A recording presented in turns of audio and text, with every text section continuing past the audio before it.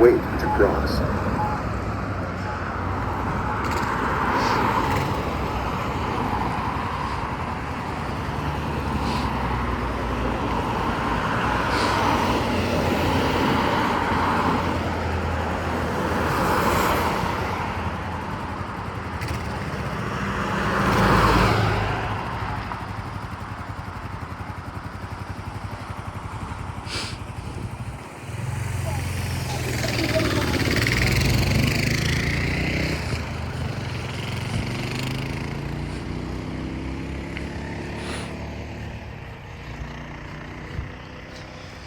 I'm not gonna believe this. They actually now have two mode switches for pedestrian phases. This one's now separate, which is good because there is an advance left.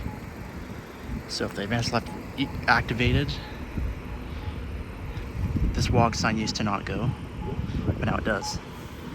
So that's good.